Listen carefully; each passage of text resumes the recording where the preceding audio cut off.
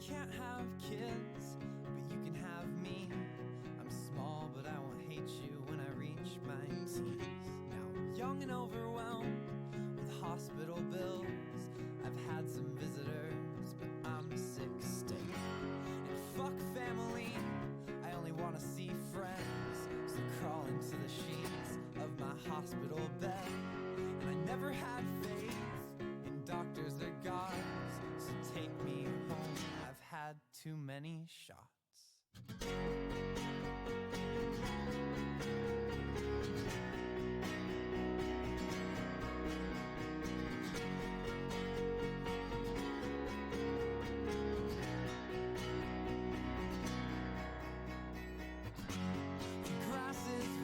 Crawl into blankets, wrapped as tight as your skin. I can feel your skeleton, and I remember you're made of more than color and shape. But there's a heart in that cage with a constant tempo change. And it doesn't only exist because I've thought of it. No, you're a physical thing, you're still there when I look away. And I won't disappear when you're not here, though I feel I may if you look away.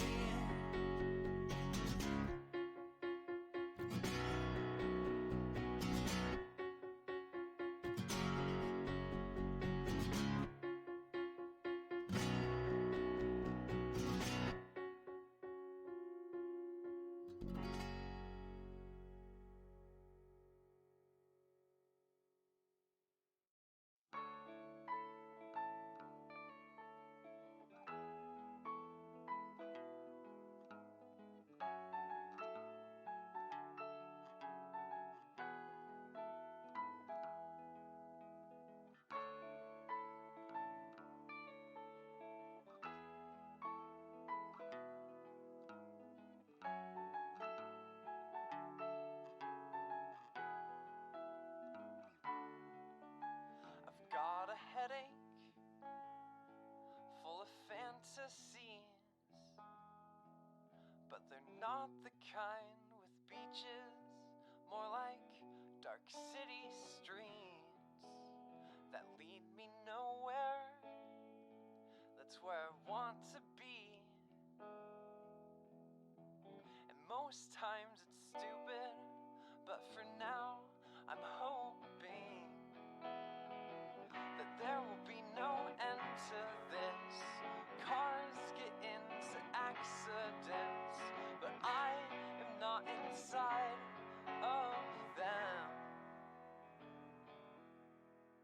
But everyone dies at the same time. Everyone dies at the same time.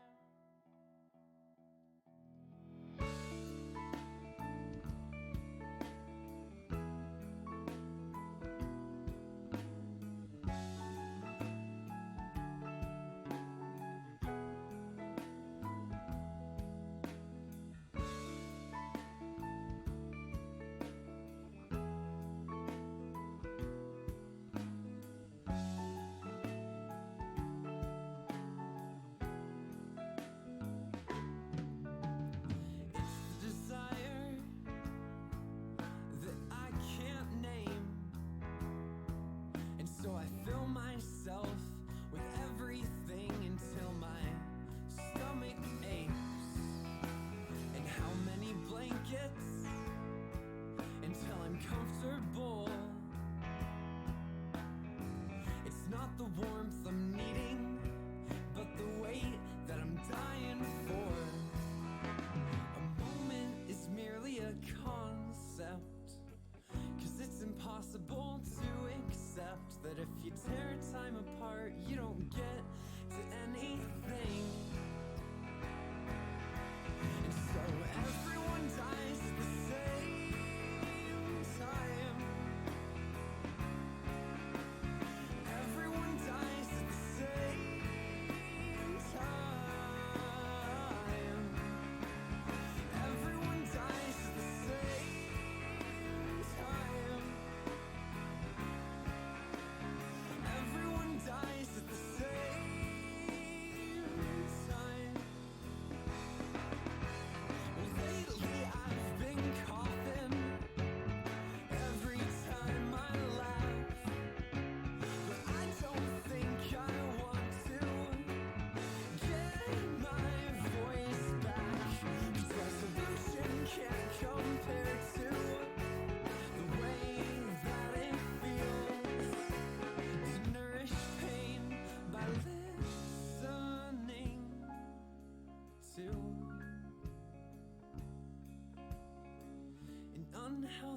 dose of the biggest lie,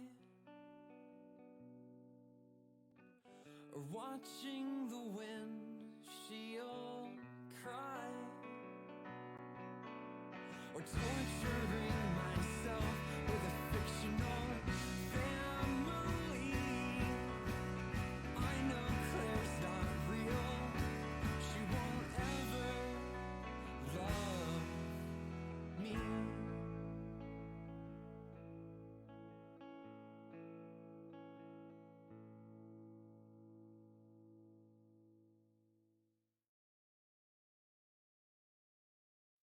Those who say that life is only truly lived by the philosophers and poets, well, their ideas are just shit. 'Cause no matter how hard I try to make every moment last infinitely, I'm still tangled in I can swear that it's not existence. There's no past, there is only the present. Well, I'm still moving and I'm getting seasick. 'Cause time is flat and I'm coming to the end. My ship will sail right off of the edge, and I will sink into the depths of nothingness.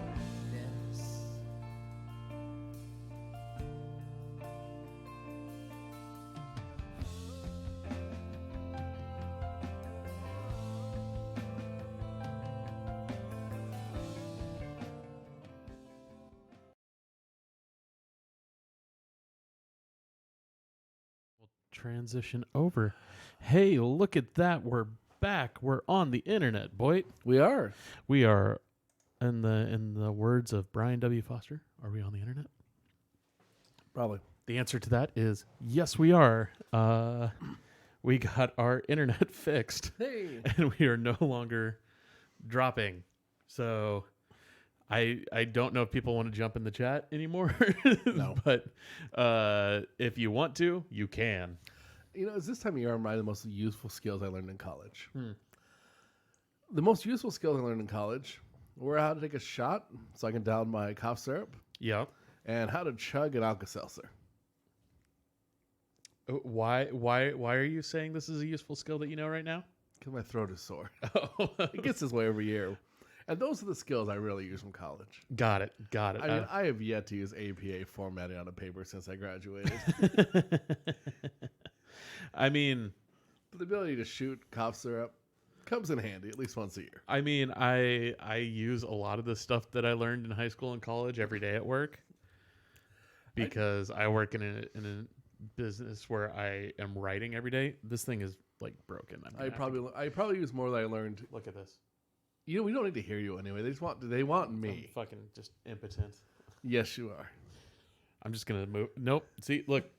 Just hold the mic. I'm just gonna move it to, like, you know what? It's just gonna live there now. Hey, There we go. new microphone style. New mic style, because I do not feel like attempting to fix this right now. I mean, I use a lot of the skills I learned out of class in college. Yeah. Every day in work. Yeah. Yeah.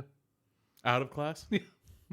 I don't know how many things that I learned in college that I use on the daily. I know I use a lot of things that I learned in high school.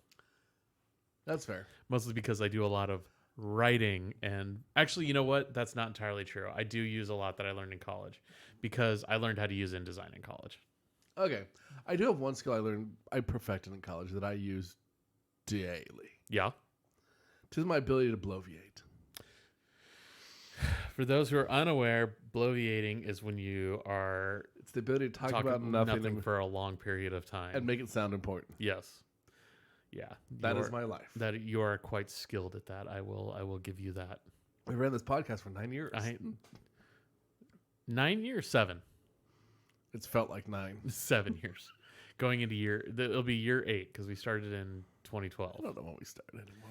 We started in 2012 because I thought it was shorter than that recently. And then we looked back at it and realized we started in 2012. So as long as you think it is, and as long as I think it is, we average it out. We get the right number. Yeah, I was like, well, they've been doing it for like 4 or 5 years. No. 7. remember starting this episode back in the 80s. First episode was May 4th, 1983. Yeah.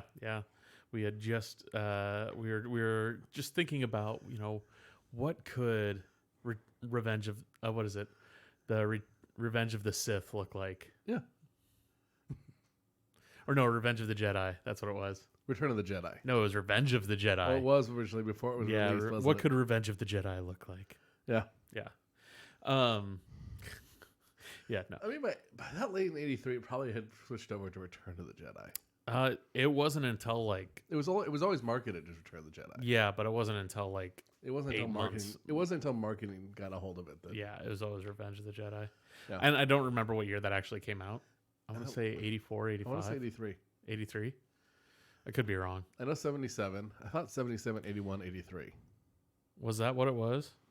I don't know. Let's find out. That's the amazing. What year did Return of the Jedi come out? May 25th, 1983. Hey, look at that. So yeah, in 83 you were correct. It was I was incorrect about Empire. That was 1980. I was going to say I thought Empire was 80. All three of them came out in May. Yep. And then they were 77, 80, 83. Okay.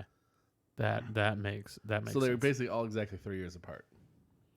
They're all exactly 3 years apart. Yeah. Yeah. Yeah, no, that makes sense. I'm like, well, I mean, it's going to be a while before we get another one, Another Star Wars? another Star Wars. We have Mandalorian. It's true. We do have the Mandalorian, and which finished quite excellently. It did. It finished while we were gone, while we were away. So Yeah. I'm really looking forward to season 2 I mean, the thing later about- this year. The thing from the last episode that everyone talks about, the thing we've been talking about the most, is you can't really discuss without giving away spoilers. Okay, so here's the thing: is everyone knows about Baby Yoda. Yes. Everyone knows about Baby Yoda at this point. And that Disney chose to give it about $2.5 million in toys. Yeah. Even if you don't watch The Mandalorian, you know what Baby Yoda is at this Yeah. point. Yeah. The question is, are you talking about the end of episode spoiler or the beginning of episode fun stuff? The end of the episode spoiler. Okay, so we can't talk about With that. No, we can't talk about that. that second city had to release a statement on. That's the beginning of the episode. Oh, that is. Yeah, it's the beginning of the episode. That's what Second City had to really. No, there's a moment with 2 stormtroopers, and they're played by Adam Pally and Jason Sudeikis, and it's pretty great. Yeah. And it was clearly a Taika Waititi scene Oh, clearly it was. because Taika directed the final episode. Every detail in that was an awareness of Star Wars. yes, Too. yeah, very much so. And even the stereotypes in Star Wars. Yeah, the fact that they can't shoot. Yeah. Yeah, it's pretty great. Yeah, I still maintain you want to see the most insane 40 minutes of television. Go find the Late Show episode where Adam Pally hosted during the middle of a snowstorm in New York, and Ben Schwartz was his guest. His only guess. Yeah, and it was I think they had pre-recorded sections, but it's just insanity because they didn't write anything. Yeah. They just made shit up as they went along. Yep. Which is what happens when you put up, people from fucking Second City. That's what they're built for. Yeah, it's all improv people. You just drop them in the middle of it. Mm-hmm. Yeah, no, the Mandalorian ended strong. I think did. I'm look. The new season comes out in September, October. I mean, that's fall 2020. It's impressive. That series kicked off very strong and ended strong, which is impressive. I think the first episode's the weakest episode. I'm going with the opening scene. Oh yeah, That opening scene kicks your ass. it's true. And a few other people's ass. Yeah. The first episode though, I think, is the weakest episode of the series. I can see that. But Yeah. that opening, again, it's ghosts. The heater turned on, door shut. I'm used to sleep in the room. I'm Yeah, well that's aware. right. Yeah. That opening fight scene is it defines what a space western should be. Yeah, and it is a space western. Yeah. It's also a space samurai story, which westerns were a lot of samurai stories. So it kind of Yeah. Those two have blurred for a long time. well, what is it? Magnificent Seven is 7 samurai. Yeah. So The Good, Bad, the Ugly is based off of a samurai story. I mean, there's Yeah, spaghetti westerns especially pull heavily from samurai Yeah. stories, from especially like Kurosawa films and stuff like that. Yeah, which is blatantly evident that The Mandalorian does too. Yeah. But I'm okay with that. It's 100% cool with that. No, the season ended strongly. Without getting into spoilers, I think I'm excited for season 2. Yeah. We also just got The Witcher. Yeah. So, And have you watched The Witcher? I watched a couple episodes so far. Okay, so I've finished the season. Okay.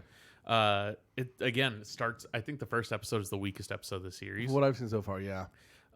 Because it's a lot of like high fantasy exposition that it just kind of like drops on you. Yep.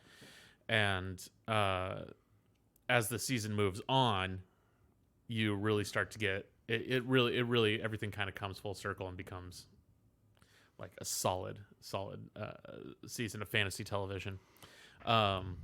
And not to mention that the Toss a Coin to Your Witcher is like a legit, like, it's a fucking People banger. want it on Spotify. Dude, it's on Spotify. Is it? Yeah. I've seen the original version. I've seen metal versions. Yeah, it's a banger, man. Yeah, like, there's been multiple metal versions. There's there's been a couple like club remixes that have been I've seen good. one done with like a Irish folk band.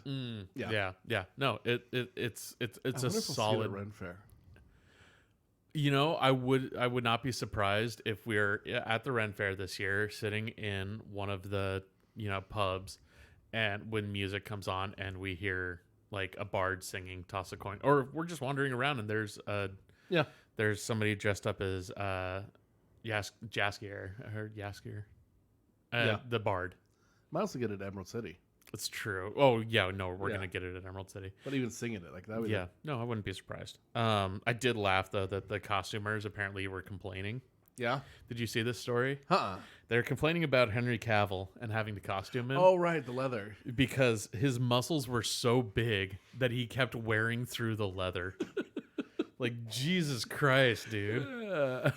Like, mad respect to Henry Cavill, man. He commits to a role.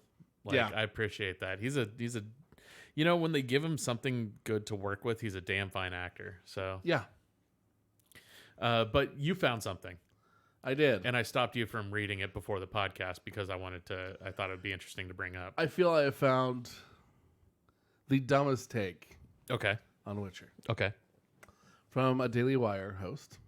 Yeah, the Daily Wire in the UK. Yes. Yep. Which is kind of the UK equivalent of Fox News. Yep. Come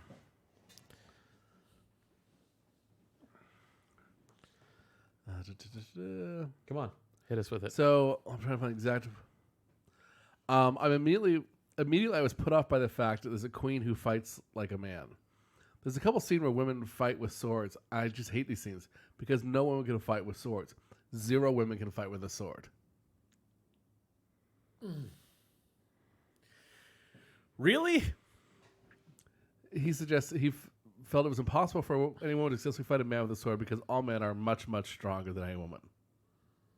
Bruh. like even by historical even by historical like actual history standards, that is a bad take. I feel like he's never watched the Olympics. Or heard of people like Joan of Arc. That's the first thing that comes to mind. Or Mulan. Yeah. I mean, Joan of Arc. I think like you're in England. You haven't heard of Joan of Arc. You need to travel across the bridge. You need to travel across the channel. Yeah, you need just take a little. It's a 1 hour flight, dude. Yeah. Jesus Christ! Like never. 0 women can fight with. I bet he loved Game of Thrones too. Oh, I'm sure. Yeah. I mean, yeah. See, the problem is that Brienne in Game of Thrones was supposed to be traditionally not beautiful, is the way what Brienne is supposed to be, which is definitively not true. They uglied up Gwendolyn Christie for that role a lot. I mean, because I've seen her in real life. She is a stunningly beautiful there's a woman. lot of characters in that show who are not as ugly as they are in the books. Yeah, well, yeah. That one, Tyrion. Jaime's supposed to have more facial scars after he loses his hand. Yep. Like there's a variety of characters who are not nearly as ugly as they are in the books. Apparently, even what's her face, the necklace gal, Melisandre. Her older version is supposed to be even more wretched, and ugly than what we saw in the show. Yeah, yeah. Like we're talking like decrepit. Yeah, yeah, yeah. And I bet that guy loved Game of Thrones. I'm sure he did. That is like that is the single worst take I found so far. That is I have to give it to him. I think that might be the worst take I've heard. I mean, I've seen criticism of some of the writing and some of the stuff, and that's not. I can't defend that one that much. Yeah, yeah. You can't. Some of the writing is. Well, I would say the writing is very high fantasy. Yeah, and some people just ain't that. Yeah, it ain't that. It's extremely high fantasy, and it also assumes you can figure out the timeline on your own. Yeah. Which it took me until like episode 5 to figure out the timeline. It's rough to figure it out. But that's okay. You know what? I'm actually okay with that. Yeah. I'm okay with... not everything needs to be handed to you on a platter. Yeah, I don't need to see like 20 years ago, 15 years ago. Like, you can figure out from fucking context clues what's going on, man. Yeah. Like you don't know that Yennefer, like all of her stuff when she's learning to become the sorceress is like 50 years before present time. You don't need context, and you don't. But the thing is you don't know that. Yeah, and then all of a sudden she's sitting in in like kind of like the mid-range area of the years. She's sitting in the cart with the queen that she's supposed to be protecting, and she sits there and complains like, I've been doing this for 30 years. Yeah. She's been doing this. She says she's been doing it for 3 decades. It's like, oh shit. Okay, we're going through some time jumps here. Yeah. Because Yennefer and Geralt age at a different rate than everyone else. That's what happens when you get magic involved, and especially a lot of high fantasy. Yeah. A lot of creatures or beings closer to magic age slower. Yep.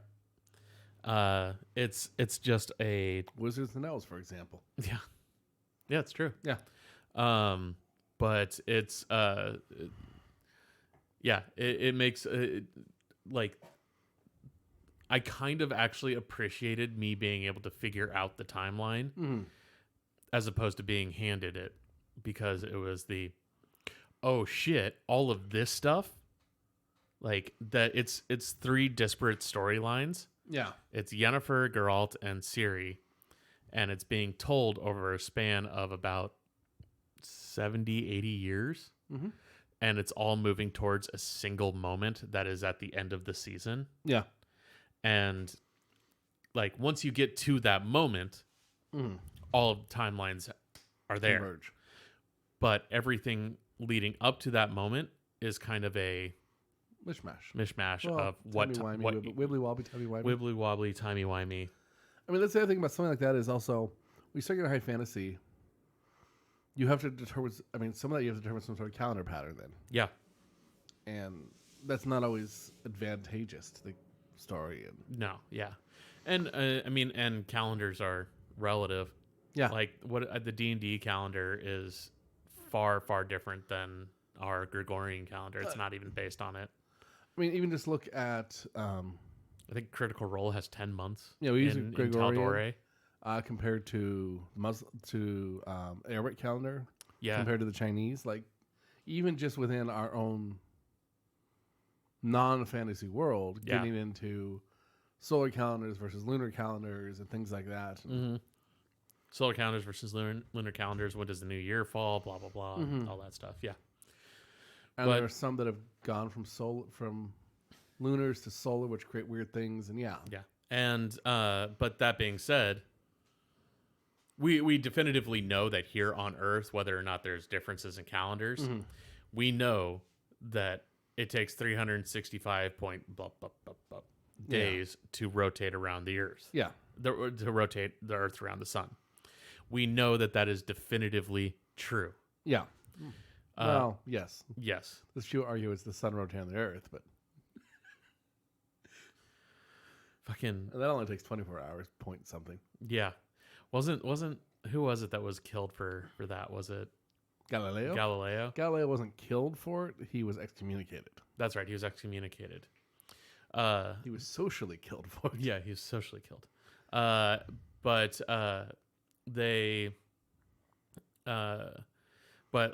you know, these other worlds, like other planes, like that's why I say compared it to D&D or to, you know, Critical Role Tal'Dorei, or I guess it's Exandria is the world. Yeah. Or to the world that The Witcher lives in. They're different worlds. Yeah. Like it's not Earth. They do not live on Earth. Yeah. They live on an Earth-like plane, but it's a different thing. And we do not know how many days it takes to get around the sun. Yeah. Or at what rate they age, or blah, blah, blah. Yeah. I mean, in theory, you could actually have planets that... Because part of, like, our seasons are determined off of the kind of the wobble of Earth. Yes. You could essentially have planets that if they wobble more, you have different seasons. I mean... well, a great example of that is... Westeros. Yeah. The world of Game of Thrones. Yep.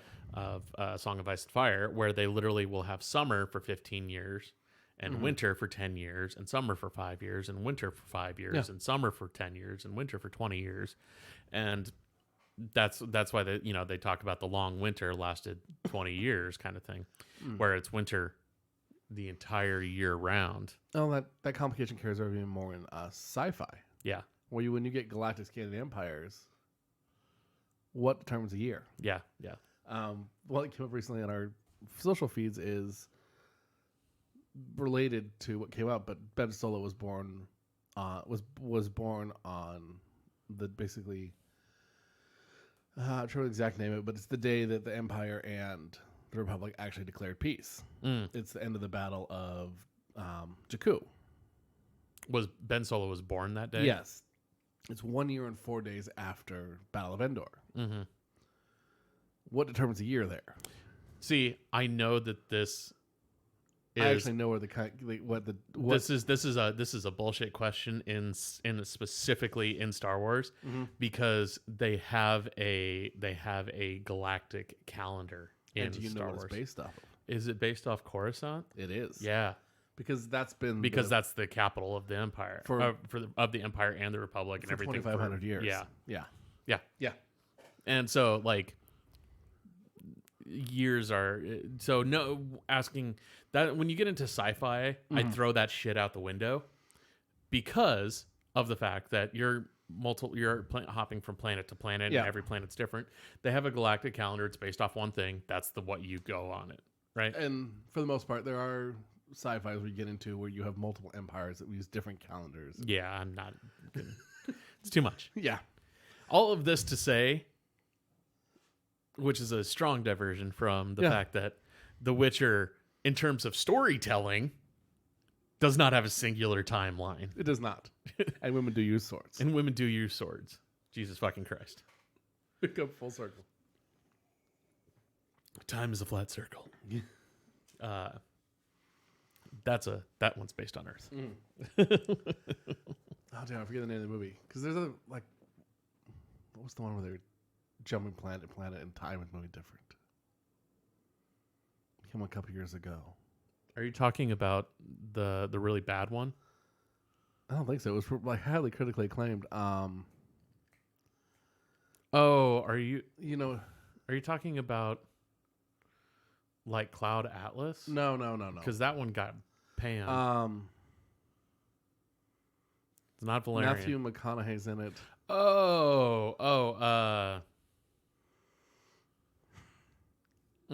Interstellar. Yeah. There's a whole other concept of time for you. Yeah. I don't want to talk about it anymore. Let's be honest. No paradoxes today? No, I don't want to talk about time anymore. Because it hurts my brain after a while. How about a color paradox? I don't want to talk about any paradoxes. Because there are certain colors that I don't want to talk about that. Oh. Because fictional colors? No. Dang it. No, I don't. And also there are colors that do exist. We just can't see them because we only see in a certain spectrum of light wavelength. So what to us looks like another is just like a basic thing might be thousands of colors, but we don't know that. The only animal who could truly tell us that if we could ever talk to them is the mantis shrimp. I mean, there's other animals that have slightly larger ranges, different ranges than we do. Yes, but anyway. But also, how do you explain a color that another species can't see? I don't want to talk about it.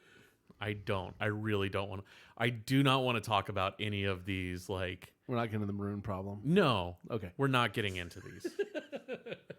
We're not getting into these fucking hypothetical questions about, like, how do you explain a color to somebody who has never seen color? How do you explain a color to a blind person who's never seen a color? Why do Slurpees taste like blue? Or Gatorade. Yeah. Like, There's actually, so you were staring at yellow for a long time. I don't. Away and there's blue. There's actually a name for that color of blue. I don't. Anyway. I don't want to talk about it. I don't. It's too much. All right. It's too much. Mostly because I find it hyper pedantic. Like, it's the color theory or time theory equivalent of, well, actually. And I'm like, shut the fuck up. Mm-hmm. You're boring. Part of the pedantic fascination to me is that with the color theory ones, it actually comes back to how our eyes, like the science of how our eyes interpret color. And yeah. Can you hear how boring that is as you say it? Unless you are a scientist who is studying it, no one cares. Yeah, that's fair. I do. I'm not studying, but I care. Yeah. Yeah, but you're also an insane person. It takes the right type of, like, strange fascinations. Yeah. I know most, let's put it this way. Most people don't care. That's fair. And that's also a big reason why I don't get into, like, these online conversations anymore of, like, well, you know, if they went about it in this timeline, I don't care. It's too much, man. It's exhausting. Like, I have other shit that I want to think about. Like, it's more fun to, like, instead of, you know, sitting there and bloviating upon the different timelines of sci-fi or fantasy series, I would like to watch The Witcher and talk about the storytelling aspect of how they don't tell you the timeline, but they allow it as a puzzle for you as the viewer to figure out as you're watching. It is a storytelling tool. We don't need to get into their actual calendar year and what counts as a calendar year for them. Yeah. Like, I mean, that's not important. It's not important. So going back to the Witcher calendar, I think it is a recent, like, there was a long time, I think, where they felt like they had to hand you every single calendar detail and tell you how many, you know. Yeah. Well, I think it's kind of a cool change to switch back from it. To switch back from, like, being like, yeah, I know. You have to know the exact timeline. Yeah, or, like, switching from scene to scene and being like, it was this year, you know, even if it's a fucking made up year, you know. Yeah. 400 RFL, whatever. I don't know what the fuck that is. I'm just making shit up. Mm-hmm. But real life fantasy. Yeah. It's real fun to get the calendars where you have negative years in them. Yeah, again. Yeah. Not what we're talking about. Anyway. Not what we're talking about. Mm-hmm. What we're talking about is the storytelling tool. Yeah. And not even just using the of, like, 50 years earlier. Yeah, 50 years earlier or 50 years from now or blah blah blah.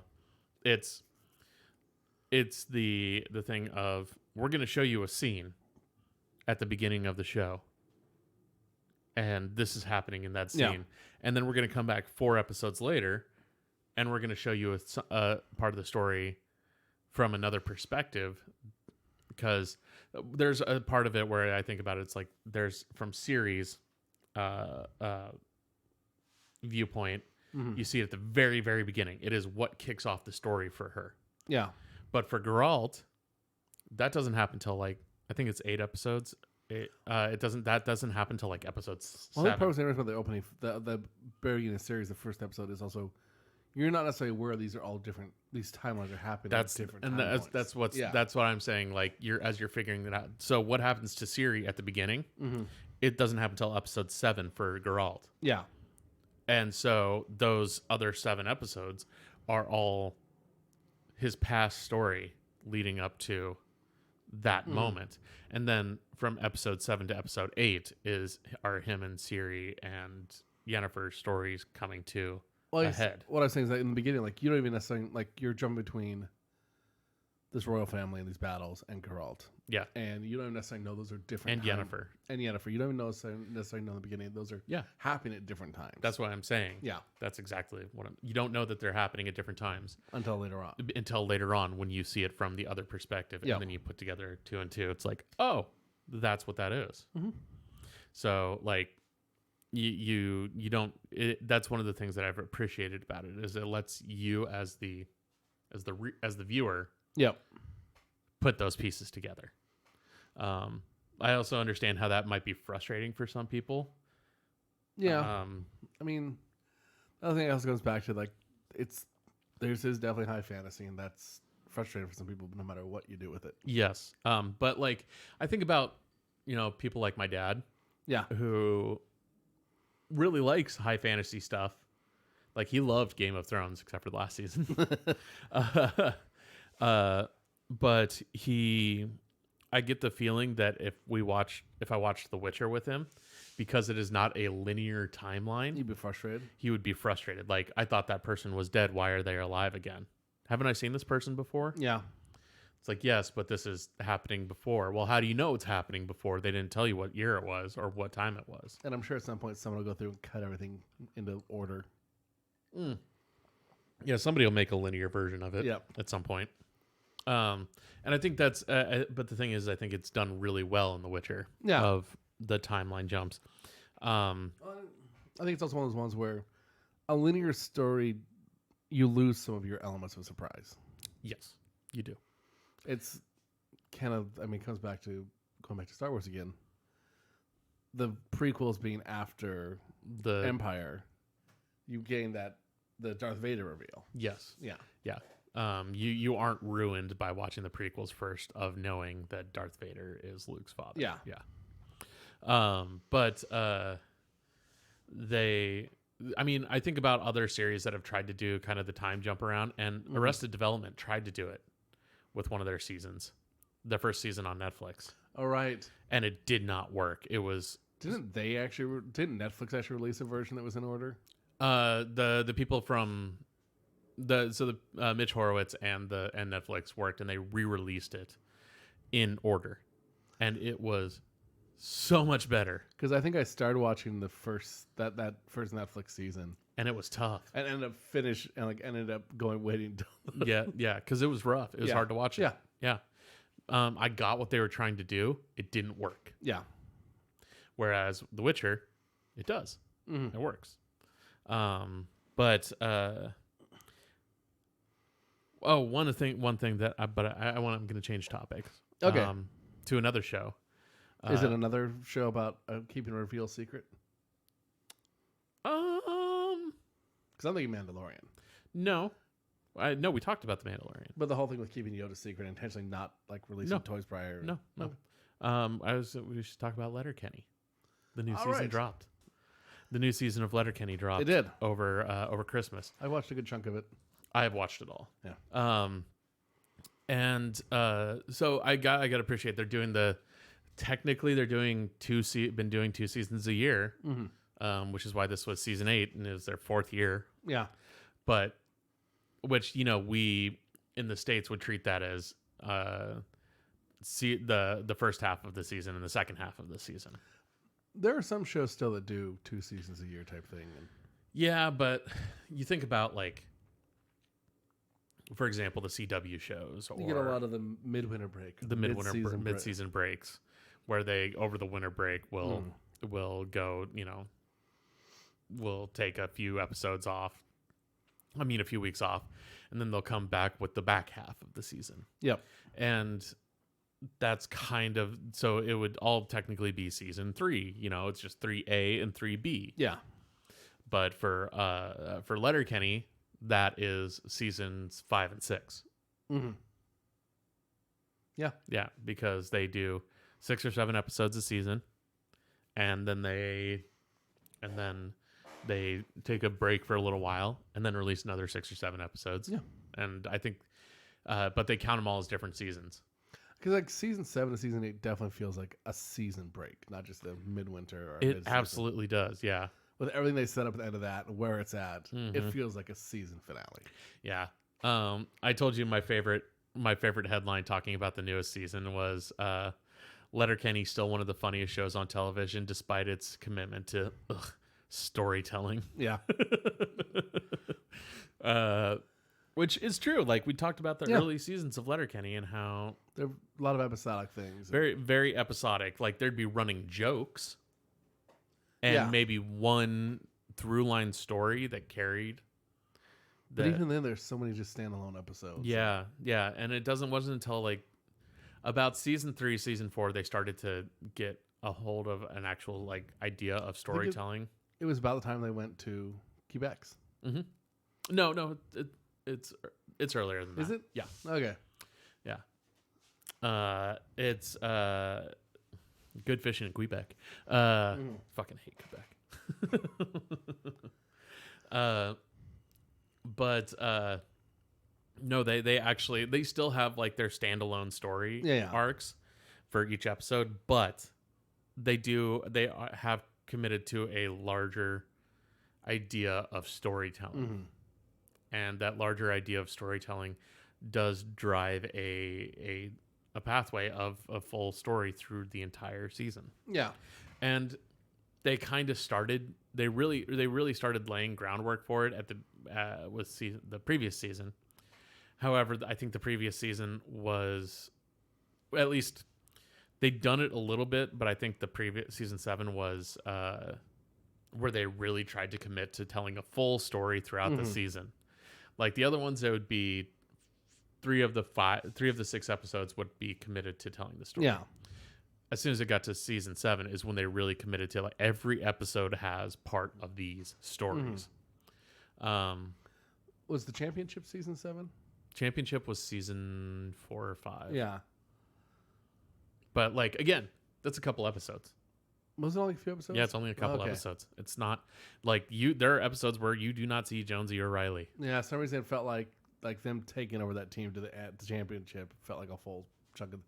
No, it's like 3 of the 6 episodes.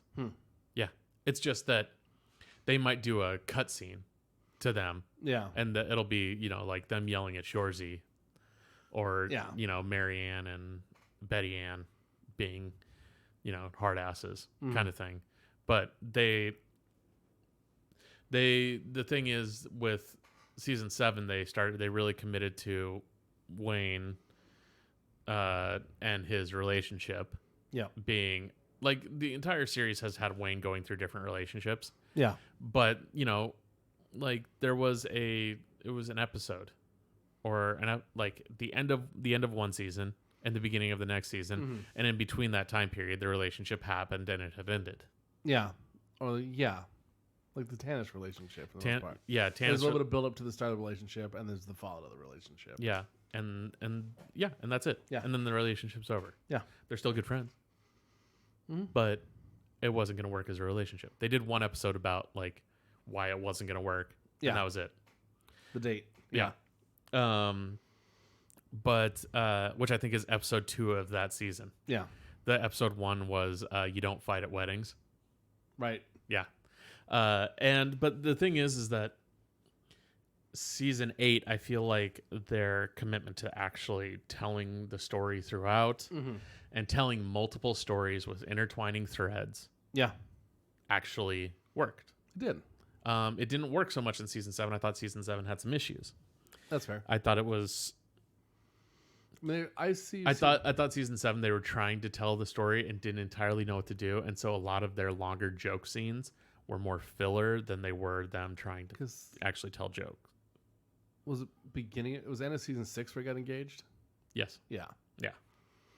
So that storyline started a bit in season 6. Yeah. And then you also have because you also in season 7 have the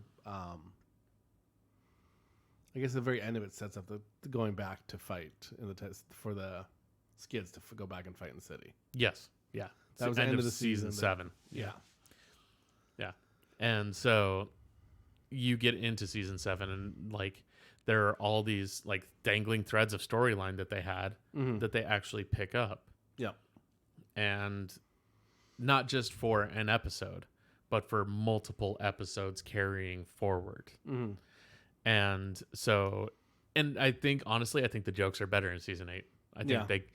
I think a little bit of season 7 too was they got a budget because season 7 was the first Hulu produced season. Yeah. And so Hulu and subsequently Disney because Disney owns Hulu. But I mean, it's still on Crave TV in Canada.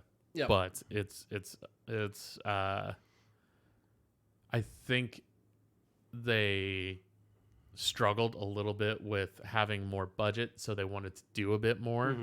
And so when they wanted to do a bit more, they may have overstretched themselves a little. Makes sense. And because of that, I think the writing suffered a little bit. I've definitely noticed the Preacher is taking more of a backseat character role, which makes sense since he's directing the entire series too. Yeah. And I think I didn't really... Yeah, in season 7, there was a lot of the... It was the TV station was that big. I mean, that was in a story. Was that almost more just writing jokes in a story arc? Even. Yeah, and I think that was... I think that was a pretty weak thing for me. I feel like they were trying something and maybe it would... They were trying something and it just didn't work for me.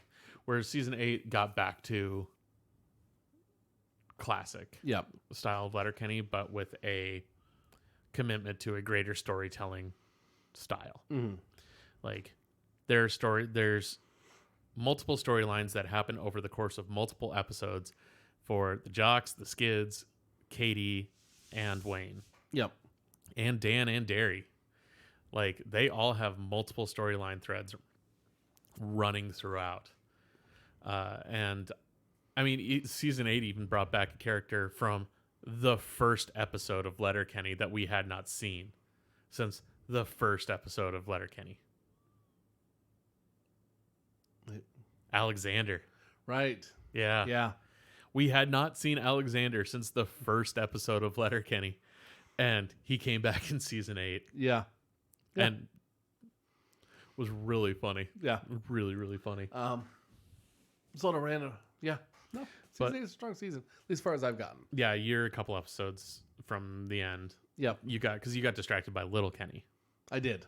Which I watched those this morning. Which those hit YouTube a while back, and they just finally hit Hulu. Yeah. Which Letterkenny are animated shorts about the characters from Letterkenny meeting as children. Yep. And it's all voiced by the people. So like the main three. The main three, yeah. It's voiced by Jared Kiso. I cannot remember the guy who plays Derry's name.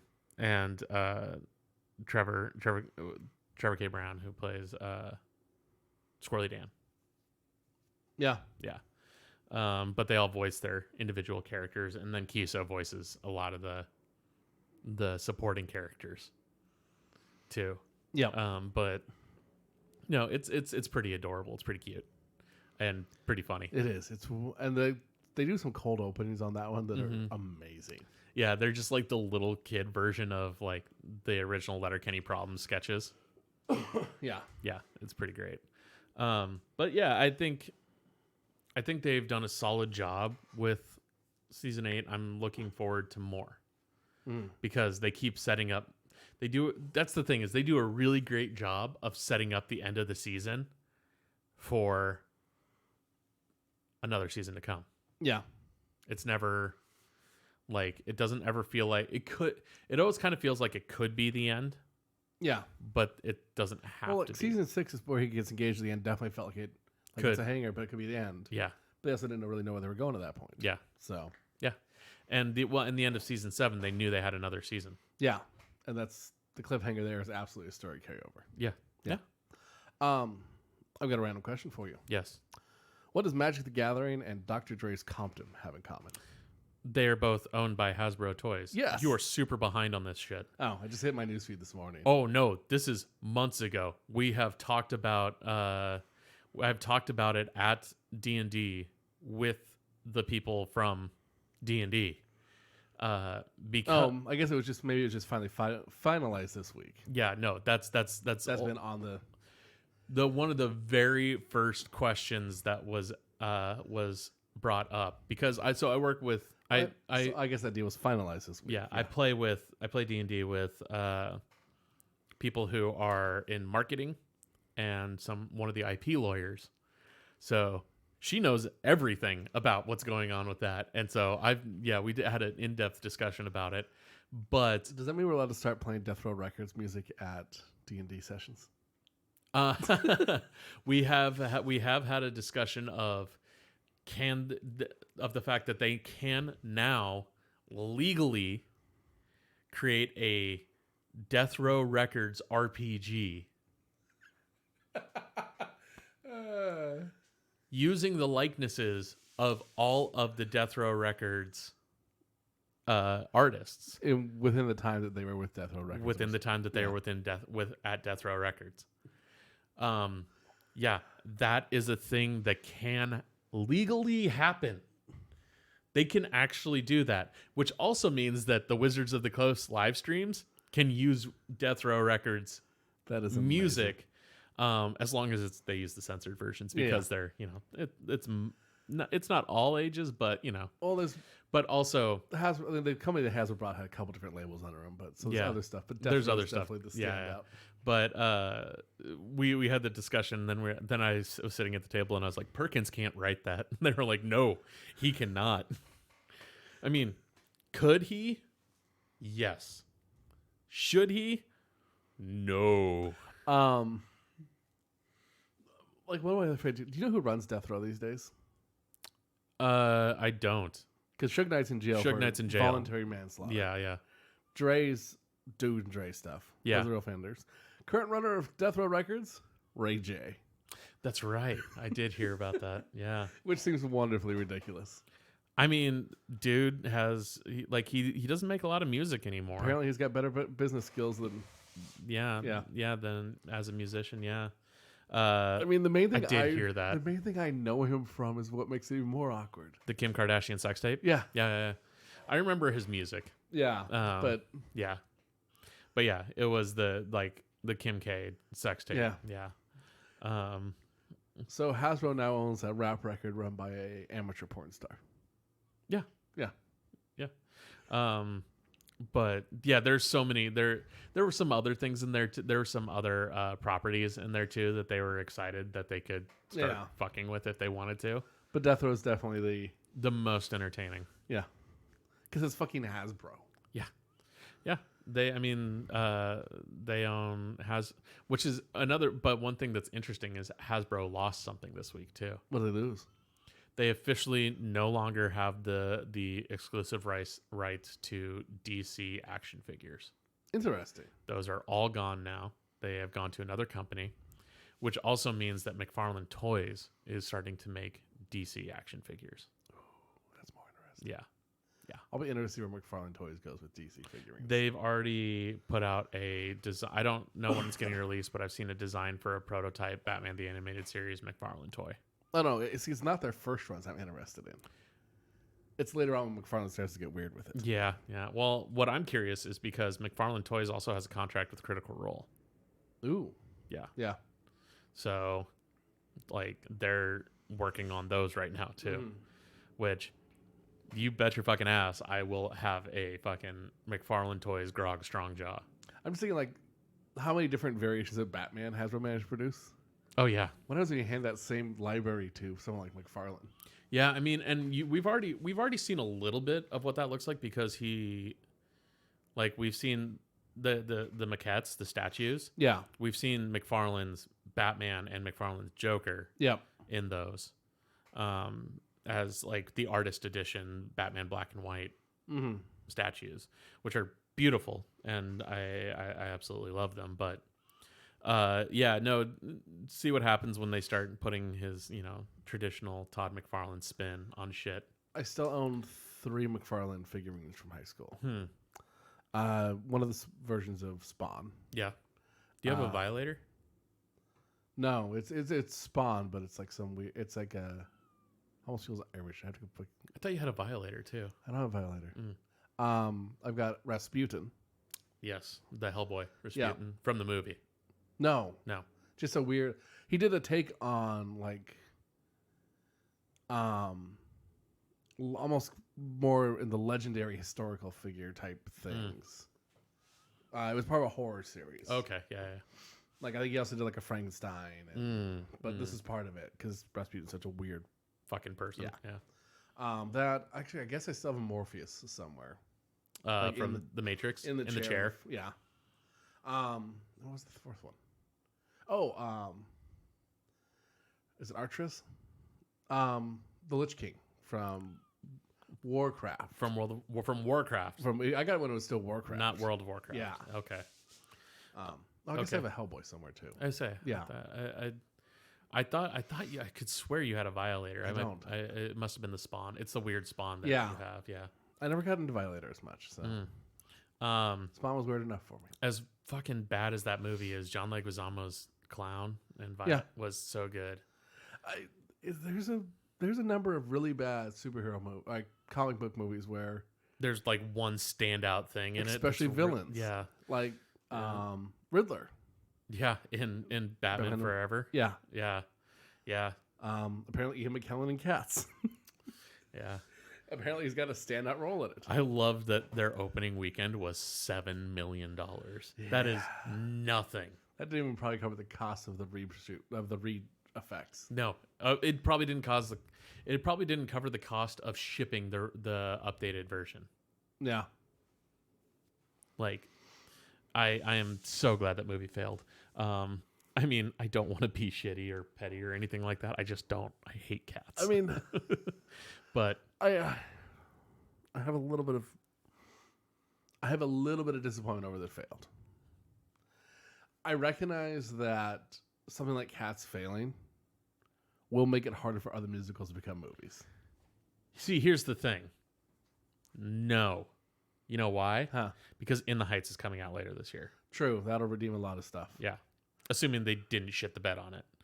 But In the Heights is also a good musical to start with. So even if it's mediocre, it'll be and a smash. Lin-Manuel's involved with the production of the movie. So I'm not too worried about that one. Yeah. And I mean, again, even if it's mediocre, it's still going to be a smash hit. The album will sell all that. The album will sell all that. It'll be enough to continue having musical movies being made. Because I know there's a lot of people who haven't realized that one yet. Yeah. I mean, and so, and Cats is hard to stomach already. Yeah. So, again, part of Cat phenomenon, what made Cat actually interesting was the makeup. yeah. And the biggest place they shit the bread basically was the makeup and effects. I mean, and Cats is a bad musical. It is. Yeah. Part of its sensation though was, I say this as a man wearing a cat shirt. a cat shirt, not Cat's shirt. It's true. It's true. An Anthropomorphized cat shirt. Cats is terrible. Yeah. Lion King made sensations for its puppetry, but it also was a good musical. Well, and Lion King was a cartoon before it was a musical. Yeah. Like, that's the thing. Rock of Ages was a good musical. It failed as a movie. Yeah. Which raises the eternal question then. When it comes down to it, Cats or Love Never Dies? Oh. You know what? I think Cats is probably better. Yeah. Because at least some of the cat songs in Cats are catchy. See, I'm not even going to put Annie on that level. No. Or even Sound of Music. No. God, Love Never Dies is probably the worst thing I've ever seen. That's because there's one you haven't seen. Spider-Man Into the Dark. Yeah, that's true. Nobody saw Spider-Man in the Dark. I have listened to the soundtrack for Love Never Dies. Yes. I have not finished that soundtrack for Spider-Man. Yeah. I have listened to American Idiot broadcast recording. I have not finished Spider-Man Into the Darkness. When I was in New York, when we were at ETC, Yes. Electronic Theater Controls, who are the ones who do all of they do all Light. the sound and light. They do all the electronic theater controlling. Yeah. They mainly run all the lights for all the shows, and They also they make were light boards. Yes, and lighting equipment. they create. Yeah, they do all that stuff too. Amazing, beautiful stuff. Yeah.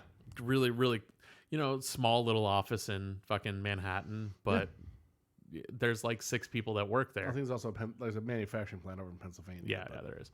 But there's like 6 people who work at the office. Yeah.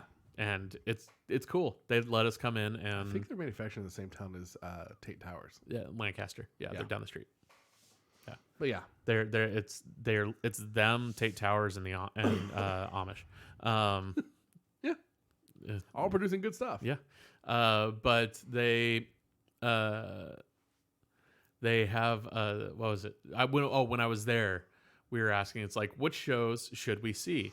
And one of the shows that we got told to go see was Rock of Ages for the lighting. Yeah. He was like, it's a fun show. It's not the best show. It's really fun, and the lights are dope. I was like, all right, cool. So we went and saw it, and it was awesome. It's like, what show is the worst or is going to be the worst? And he goes, right now on Broadway, there's not any really like bad shows out right now.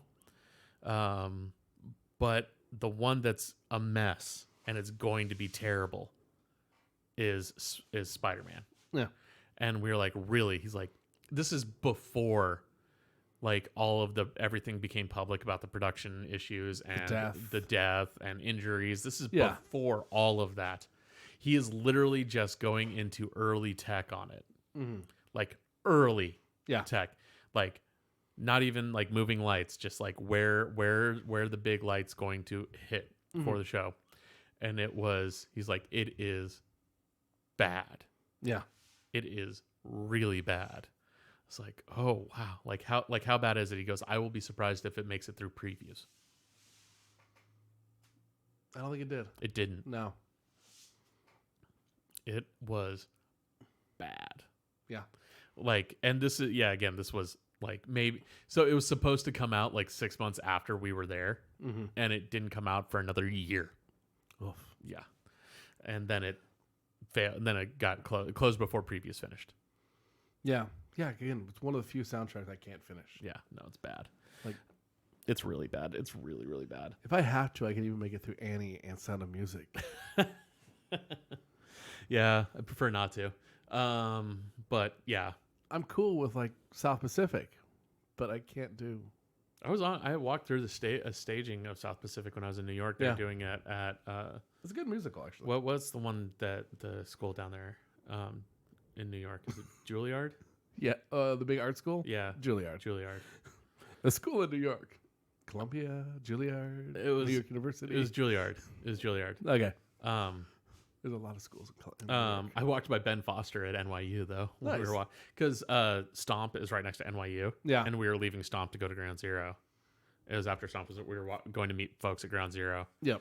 And I walked right by Ben Foster, and I was like, "Oh, okay. I'm just gonna keep going." But Stomp is an underrated production. Stomp is great. I mean, there's a reason it's been running as long as it has. It's not something that I'm gonna go see 1,000 times, but it is one of the ones that they update their thing regularly. So if you go see a couple years later, it's slightly different. It's the same concept, new show. Yeah. No, it's fun. Yeah, highly recommend it. If you have an afternoon to kill, you can probably get tickets to it. Yeah. And they're not expensive. There's a reason it stayed at Off-Broadway in that little theater. Yeah. And it's great. But yeah, we went to Juilliard and toured the set of South Pacific that they were doing. Nice. And cool set. Yeah. Cool theater. Real cool theater. Nice. But all that being said, we're reaching the end of our time. And Spider-Man Into the Dark is a horrible musical. Yes, it is. It is a terrible Turn Off the Dark. That was Spider-Man Turn Off the Dark. Like, it's even a bad title. Yeah, I know, right? I'm almost curious to look at it. I'm not entirely sure what the whole concept of the show was. It's Spider-Man fights the Green Goblin. Was it? Yeah. Okay. Yeah. I can't remember what actually went through, but yeah. That's why the guy died. He was the Green Goblin.